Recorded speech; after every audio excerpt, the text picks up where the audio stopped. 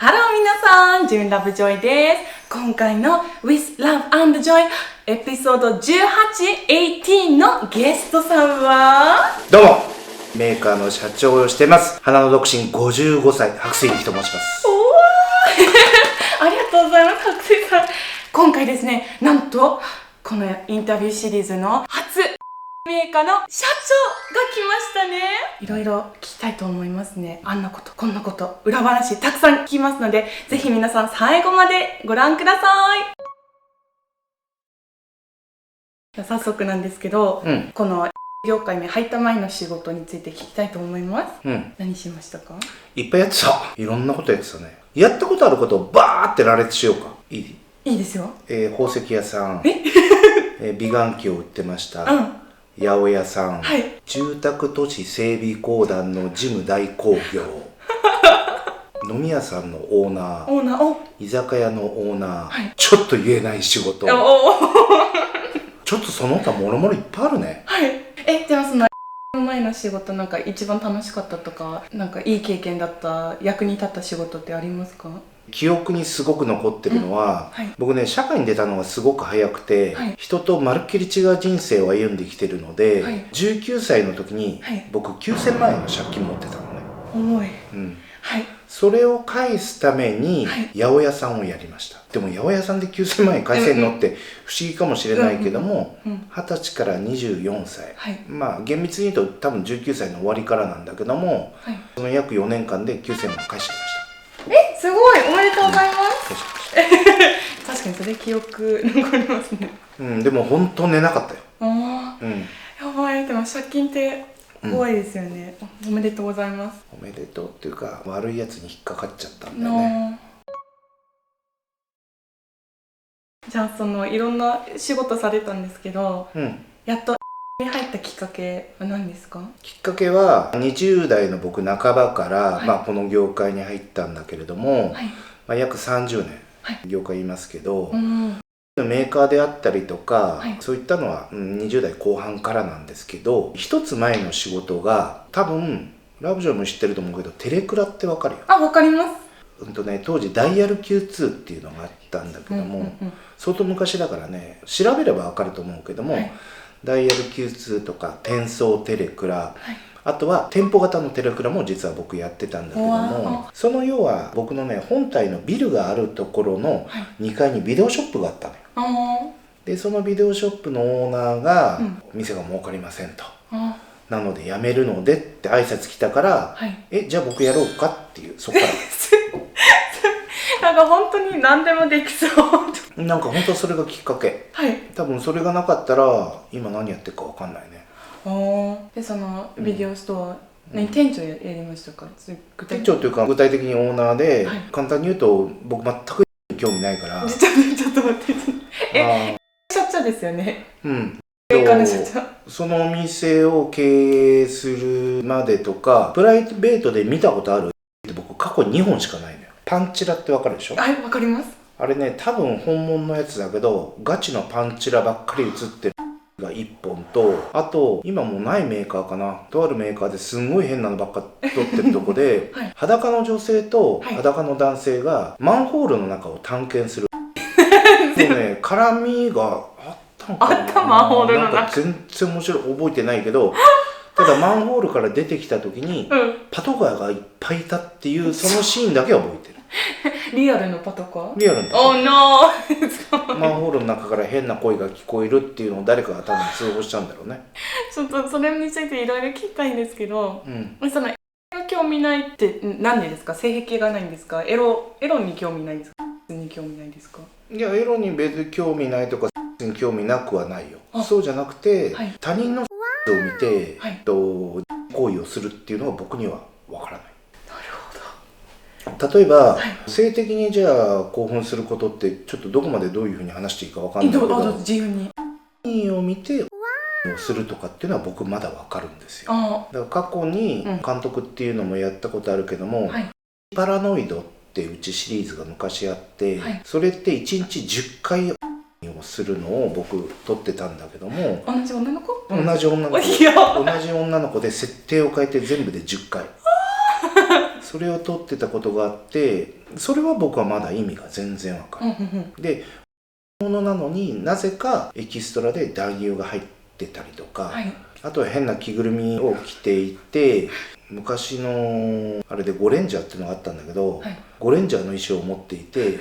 ゴレンジャーの変な、俺ミドレンジャーの中に入ってミドレンジャー越しに僕のしてんだけど、その女の子の部屋にぬいぐるみ感覚で置いてあるのよ。で僕はずっとこうしてんだけども、女の子はポンって倒してベッドの中にポンって倒れて、その上にまたがって女の子をにして寝るという、なんかそういう変なシーンとか。面白い、あれいいみたいです。レビューはもうどっちか、もうむちゃくちゃふざけんなっていうのと、めちゃくちゃ面白いっていう、それしかないです、でも私みたい全く興味ない人はどうやって企画とか考えたりするんですか？自分も興味ないのに何が売れるとか何に魅力があるってどうやって分かります？売れないよね、だからうちの企画っていうのは、他が例えばじゃあネトリをやりますとか、他がをやりますって言っても、なんかそこに付随して乗っかることを僕はしないかな。ちょっと変なもん作るよね。はい、時代の流行りとかにも乗らないし、これが売れてるからってそのジャンルにも乗らないしっていうのがなんか僕のやり方かもしれない。メーカーの社長って具体的にどういう仕事をされてますか？どうなんだろうな、メーカーに多分よると思うんですよ。はい、例えば僕と真逆の社長が多いと思うのね。つまりが好きで、社長になった人って結構それなりにいると思うんだけど、はい、そういう人っていうのは多分現役で監督やりながらメーカーやってる人もいるだろうし、メーカーではなく制作会社の人なんかだと、はい、下手すると小さい会社なんかだと社長自身したりとか、だから小さいっていう言い方はちょっと語弊があるかな。出ることとかそういうエロ行為が、好きな人の延長線はそういう仕事をするんじゃないかな。で僕の場合はもう全然違っていて、分かりやすくユーザーの人だと、うちってオフ会とかイベントを結構やってる会社なのよ。オフ会の時にユーザーさんが何を求めてるかってことは常にやっぱ考えたりとか、あと逆に作品のことで言うならば、絶対にこれ売れないだろうなっていうものをわざと作ったりとかする。やばい、逆パターン何ですか？例えばの基本売れるものっていうのは、バッドエンドのものが売れるんです。そうなんですか？例えばそれがであったりとか、であったりとか、そういうもんっていうのは、あと無理やりとか強制とかね、そういうもんって売れるんだけども、ハッピーエンドの、ワードが入ってるイチャラブとか、デートとか、そういうもんっていうのは基本売れないんですよ。逆と思いました。売れない。イチャラブが一番人気と思いました。うちイチャラブデートってやってたけども、もう全然変な話、どれ一本黒字になってるタイトルは何もない。ただなんで作ったかっていうと、ヘビーユーザー、要は顔が見えてるユーザーさん、オフ会とかイベントにも来てくれる、もしくはそこまではないけどもツイッターにちょこちょこいろいろコメントをくれる人っていうのは、やっぱりが好きでたまらない人なのね。なんていうのかな、が好きっていうよりもことが好きじゃなくて、業界が好きとか女優さんが人として好きとかっていう人が、そういう人向けの作品であって、顔の見えてない人っていうのは本来の目的であるために動画を購入してくれるとか、ために DVD を購入してくれるユーザーさんの多くは結構バッドエンドのものを求めてんじゃないかな。今まで本当にそのハッピーエンドの方が人気かな。その素人系のもの、デート風、バッドエンドなんかマニアックかなと思いましたので、全然売れてないなと思いました。でも、歌がバッドエンドのもんが売れてるって言われると、映像もそうかもしれないって結びつかない。だから僕はバッドエンドのもんとかっていうのはやっぱりで自分自身がっていう文化がないので分かんないんですよ。ただイベントとかオフ会をすごくやってる会社だから、来てくれたお客さんへのサプライズっていう意味で、同じ女優さんで何回もオフ会とかやるとこういうもんを取ってほしいとか、他のメーカーさんだとこういうのやってくれないからとかっていうのが結構ハッピーエンドのもんによるんだよね。じゃあやろうか。でもすごいよくファンとかそういうユーザーたちのコメントとか意見聞いてくれるってすごいと思います。結構長くこの業界にいると思いますので、昔の業界と今の業界なんか大きい違いとかありますか？なんか変わってること。大きい違いはもう撮影時間がもう歴然と変わったね。前は信じられないかもしれないけど、朝の9時集合の夕方5時ぐらいに終わってた。お、早い。国家公務員みたい。わお、いいな。今全然違います。もうそれでじゃあみんなで飲み行こうかとかっていうなんかそんな時代だったね。いいな。DVD じゃなくて、はい、ビデオテープの時代ね。でうちなんかだと1本が一番短いやつで30分っていうのもあったし、基本は45分から60分、はい、で絡みはもう1回しか入ってなくて、1エロ1絡みとか、インタビュー1エロ1絡みとか、はい、なんかそんなんだよ。で月に一番作ってる時で100本ぐらい作ってた会社なので、ビデオテープをね。今はだいたい全部のメーカーで25タイトル。すごい2倍以上ですね。ご苦労様です。その売れない理由は何だと思いますか？海賊版が多いから、その海賊版めっちゃくちゃ多いよね。本当にムカつくぐらい。わかります。もうこれはっきり声を大にして言うけども、外国人の海賊版がもう本当立ち悪い。そう、わかります。そう、実はそういう話したかったけど、なんかね、なんかやってくれるか分からなかった。なんか海外の方本当によくコメントくるのは、買う人はバカ、海賊版で見るしかなんかは正しい、誰が買おうとか、本当にリスペクトしてないなと思います。このいろんな頑張ってる人が作る時、別にその女優さんの財布に入るそのお金、私買ってそのお金を別に好きな女優さんに行く財布に入るわけじゃないから、もう買う意味ない。でもなんか矛盾してると思います。矛盾っていうよりもまあ自分への、簡単に言うと言い訳だよね。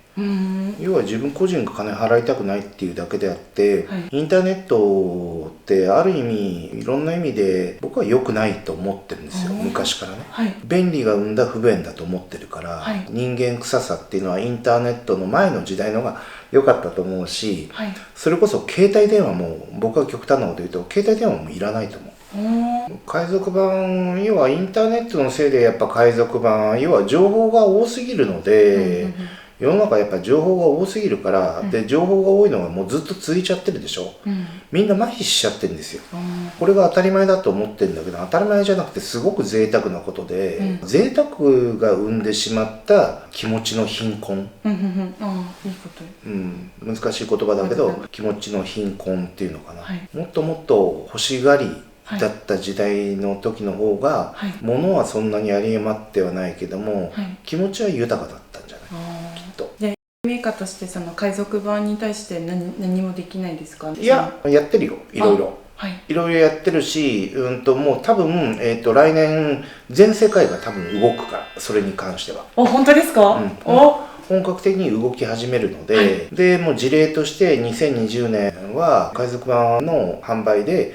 捕まってる東アジアの人間も何人も出てるので、これは実例としてね、でただ世界が動くっていうのは、大きな海賊版サイトが大きく変わったりとか、ちょっとその辺がだいぶ変わってくんじゃないかな、ちょっと言えないことが多いんで、全然でも楽しみにしてます、そういう部分ではどんぐらい時間かかるかわかんないけど、多分大きく変わると。いいですね、海賊版嫌いです、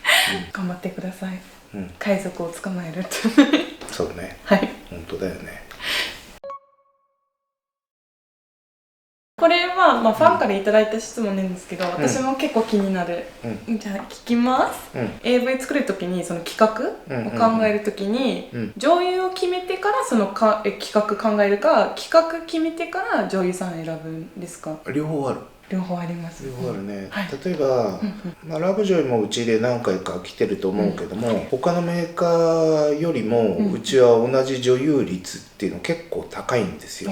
で本当に撮り続けてる子っていうのは、今2人いるんだけれども、結局もう企画がないの。何で撮るっていう。この前は本当になさすぎちゃって、何で撮るって女優に聞いたもん。やばい、知りたい、そういう作品。監督っていうよりも、これは女優名言っちゃうと畑野由衣。有名、好き、すごいいい人。畑野由衣をもうずっと何年もうち毎月撮ってるんで、もう撮るもんがなくて、畑野由衣がやりたいことだけやってみたっていう、そんな仮タイトル。でもめちゃくちゃ天才だと思います。どうでしたか、その現場。よかったよ。よかった。めっちゃよかったよ。本当に良さそう。あれもなんかシリーズになりそうじゃないですか。そのエロが好き女優さんに何したいんです、望月彩香もこの前何したいんですか一日で、そのプレイしかやんない。あれ天才です。望月彩香同じ事務所だっけ？同じ事務所、すごい好き。あの子いいと思うよ。うんバカなふりしてるけどすごく頭の回転の速い子だし、あとプラス賢いっていうのとちょっと違ってて、地頭がいいね。でもそれはそうと思います。地頭がめちゃくちゃいい。すごいいいね。でも私も望月彩香ちゃん好きで、彩香ちゃんもすごい好きで、応援しやすい。私も愛してます。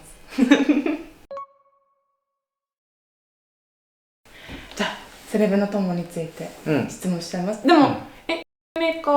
ーの社長で、セレブの友だけじゃなくて？じゃないです。セレブの友と、ニューハウのメーカーが2つあって、トランスクラブ、シーメルアラカルト、それと素人メーカーでアポロ、妄想族のアポロ、妄想族のアンズ、あとはエマニュエル婦人社。かっこいいさ、名前すごい。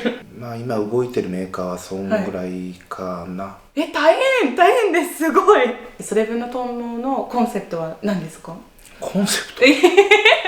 コンセプトか。他のメーカーと比べてなんかニューハーフのものもよく出してくれてる。それは社長の性癖ですか？それか他の理由？なんかね、それよく聞かれるんだけど、単純にメーカーをやり始めて、僕は30年近くなんかこの業界関わって長いんだけれども、今でも変わらないのはよく分かってないのよ。